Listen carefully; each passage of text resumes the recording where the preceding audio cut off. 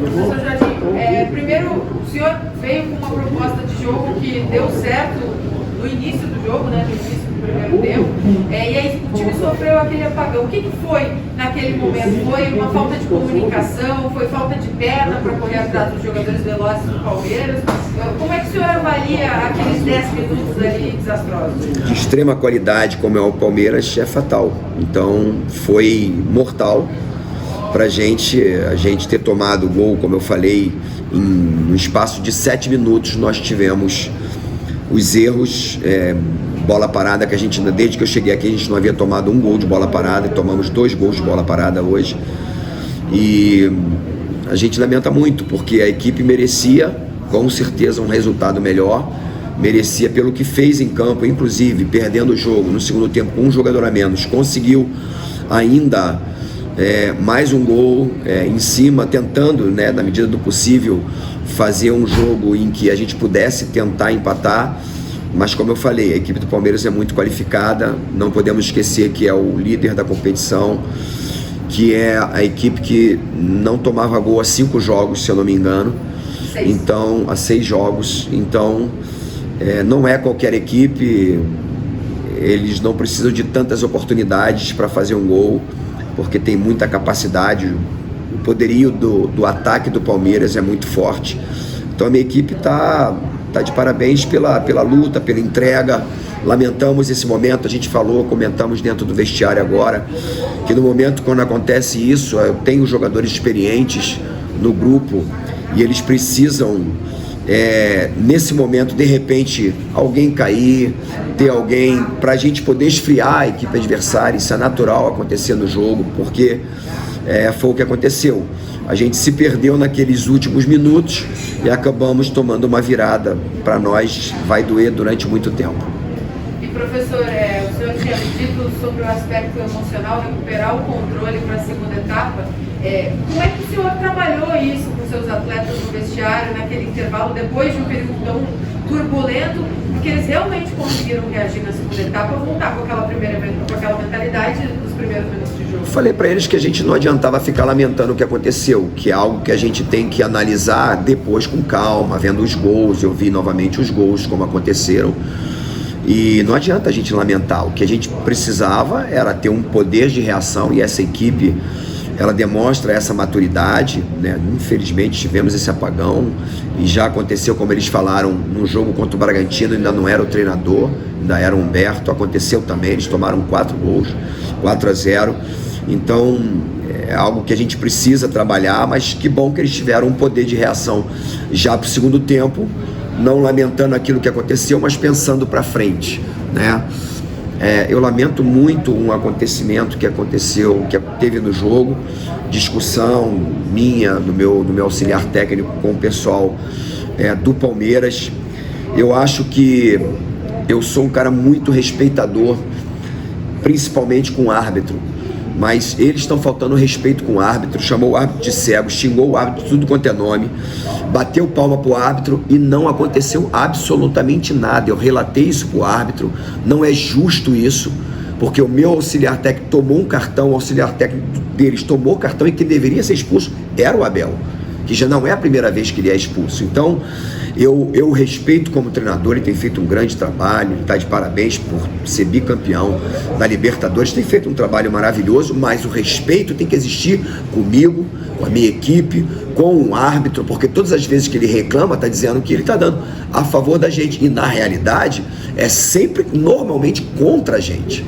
Então eu quero deixar muito claro o que aconteceu, é que nós pedíamos ali uma punição severa, e não houve uma punição por parte da arbitragem, porque o quarto árbitro não relatou para o árbitro o que o Abel fez. Então eu lamento muito, porque não pode acontecer esse tipo de falta de respeito com o árbitro e automaticamente com a minha equipe.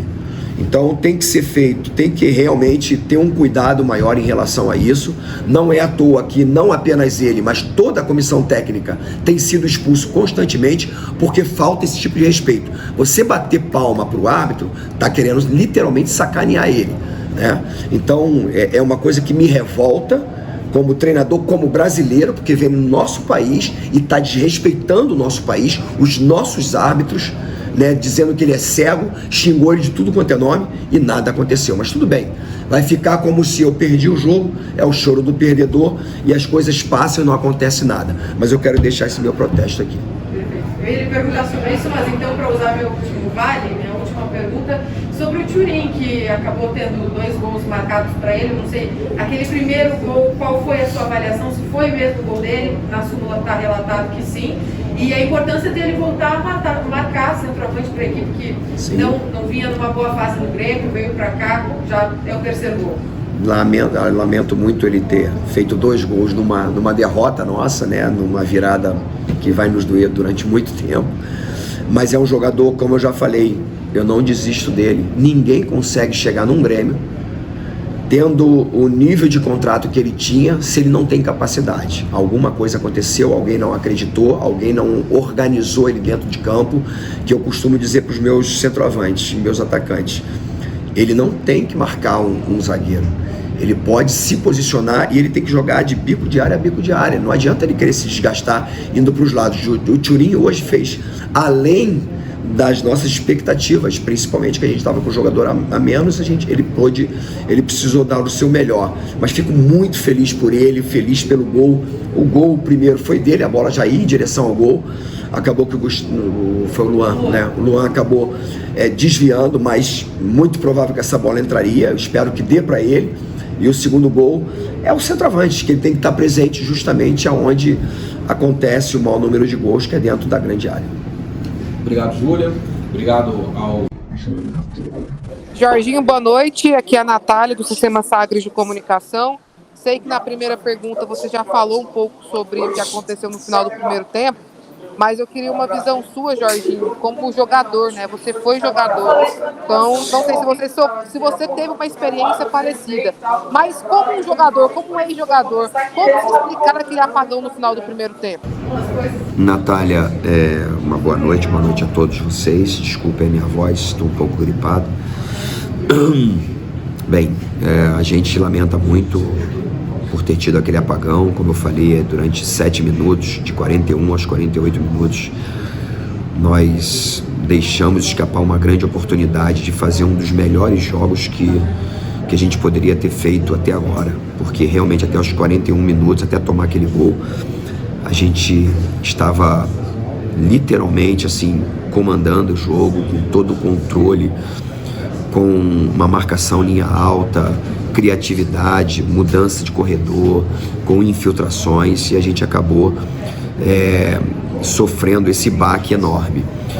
Eu, por incrível que pareça, eu já tive uma oportunidade exatamente aqui de tomar 3 gols no primeiro tempo, jogando pelo Vasco da Gama, uma virada histórica que nós tivemos no segundo tempo, de 4-3 pela Sul-Americana, na época se chamava Mercosul, em 2000, e nós tomamos literalmente 3 gols muito rápidos, e aconteceu uma virada histórica do Vasco da Gama. Então já vivi isso. Momentos como esse não são fáceis de você conseguir superar. Nós comentamos isso dentro do vestiário, no intervalo e no final do jogo, que a gente deveria ter tido uma postura de tentar fazer com que essa bola permanecesse no campo do Palmeiras, para a gente poder respirar um pouquinho, trabalhar essa bola com calma, manter essa posse de bola. A gente não conseguiu fazer isso. De repente um jogador ali cair para a entrada do nosso médico, do massagista, para que desse um tempo para a gente dar uma acalmada, né, e até mesmo tirar todo o ímpeto do Palmeiras. Mas nesse momento é muito difícil. Até pensei em fazer uma substituição, mas as coisas aconteceram muito rápido. A nossa equipe estava muito bem até os 41 e tomamos, 4 gols em 7 minutos. Então agora é analisar com mais calma os erros que aconteceram nos gols, da gente ter a cabeça fria de que E o pensamento, como aconteceu para o segundo tempo, os jogadores voltaram. Eu falei para eles: esquece o que aconteceu, não adianta a gente ficar lamentando aquilo que passou, os 4 gols que nós tomamos, lamentando os erros cometidos, mas a gente pensar para frente do que a gente pode fazer nesse segundo tempo. Eles deram uma boa resposta e conseguiram, inclusive até mesmo com menos um jogador, né? Acabou que o Arthur foi expulso e a gente conseguiu fazer mais um gol com o Thuram. Então é isso, eu acho que tem que ter a confiança de que o trabalho está sendo bem feito. Eles jogaram contra o bicampeão da Libertadores, contra o líder do campeonato, e literalmente nós comandamos o jogo até os 41 minutos, até tomarmos o gol. Isso não pode acontecer, é algo que a gente precisa trabalhar na nossa parte emocional, na nossa parte psicológica. Nós temos um psicólogo que trabalha muito bem isso, que já aconteceu num jogo contra o Bragantino, né, de tomar 4 gols, mas não sei se foi, não lembro exatamente se foram gols sequenciais, assim como aconteceu, e espero realmente que não aconteça mais, porque a gente perdeu uma grande oportunidade de permanecer fora da zona de rebaixamento, de repente inclusive chegar a uma 9ª, uma 10ª colocação, que seria maravilhoso, principalmente em cima de uma equipe que não toma gol há 6 jogos, uma equipe que tem o melhor ataque, a melhor defesa. É isso, a gente lamenta muito o que aconteceu, lamenta muito pelo nosso torcedor, né, por ele ter tido até os 41 minutos uma grande alegria, e acabamos perdendo isso aí em 7 minutos. Boa noite, Jorginho. Felipe André, da Rádio Bandeirantes. Jorginho, ainda um pouco mais sobre, em cima desse apagão, na sua visão, você até citou que já passou isso como atleta, o que acontece nesse momento, né? Você acredita que é uma falta de atenção, é alguma coisa, é mais mérito do adversário? O que você imagina, o que você pode explicar quando acontece esse tipo de situação, e como você pode trabalhar agora para essa sequência de jogos, porque para isso não se repita? Felipe, é muito difícil da gente analisar. Eu acho que o adversário naturalmente tem mérito. Eles conseguiram antecipar 2 bolas, 2 escanteios jogados na área, cruzados na área, e conseguiram fazer o gol, um no segundo pau e o outro já ali mesmo no primeiro pau, coisa que a gente treina constantemente. Eu tenho elogiado a minha zaga, e principalmente todos os jogadores, porque todos participam ali desse momento defensivo, né? E a gente não tinha tomado gol comigo até agora, e falei para eles: a gente não vai tomar gol de bola parada, porque a gente está muito bem, muito atento. E aconteceu, naturalmente tem o mérito do adversário, mas a gente sabe que não pode deixar esse jogador antecipar ali na frente, porque passa a ser uma situação quase que mortal. A gente não tem um poder de reação na parte defensiva. Então nós erramos, é claro, vamos analisar tudo com mais calma, para que a gente possa fazer uma cobrança entre nós, para que a gente esteja preparado para o próximo jogo. Jorginho, aqui é a Paula, do Jornal Popular, e eu vou insistir, né, nessa descrição sua aí, desses minutos finais do primeiro tempo, para saber um pouco mais, assim, né? Você vai ver com calma depois, a gente provavelmente já viu até mais vezes, mas aí quando você fala que espera dos jogadores mais experientes, de repente cair e tudo mais, como você falou, a gente viu, por exemplo, o Jorginho tentando dar uma caneta e não passa pelo Danilo e origina um gol, né? Nesse período. O que mais você viu ali do banco, que você acha que foi meio precipitado, que não deveria acontecer e que não deve mais acontecer? Paula, eu não gosto de comentar principalmente o erro dos meus atletas, falar nomes, eu não gosto de fazer isso, eu acho muito injusto, principalmente no momento que a gente está de cabeça quente. Toda a responsabilidade quando acontece uma derrota, por exemplo, né, em cima do treinador. Eu quero pegar essa responsabilidade para mim, e nós naturalmente ali juntos, os próprios jogadores se cobram, né, um com o outro ali. Aqui não tem esse milindre de tá preocupado que eu não posso falar, não, pelo contrário, muitas vezes já cheguei dentro do vestiário e eles discutindo entre eles por erros que aconteceram, por exemplo, no primeiro tempo. Então é o momento da gente ter uma cabeça mais no lugar, né, não desesperar, porque já aconteceu, houve o apagão, erramos em muitos momentos, não apenas foram 4 gols que a gente não poderia ter sofrido, então agora é a gente analisar com calma. Essa é a minha postura como treinador, um ex-atleta, que não adianta agora a gente querer achar um culpado. O culpado ou o responsável por isso, claro que a gente sabe que todos têm a parcela de culpa, mas o treinador é o responsável. Eu preciso agora catar os cacos que aconteceram nesse jogo, para que a gente possa ter o foco voltado para o jogo seguinte, o jogo que é muito importante, o confronto direto, e que a gente precisa fazer esses 3 pontos em casa. Desculpe ser um pouquinho superficial em relação a isso, mas essa é a realidade. Não é momento da gente querer falar de erro específico de um atleta ou outro, pelo contrário. Vários atletas têm sido todos os atletas têm sido importantes nessa nossa caminhada. Cheguei aqui, a equipe não havia ganho, já ganhamos jogos, né? A gente teve todas as condições, inclusive de ganhar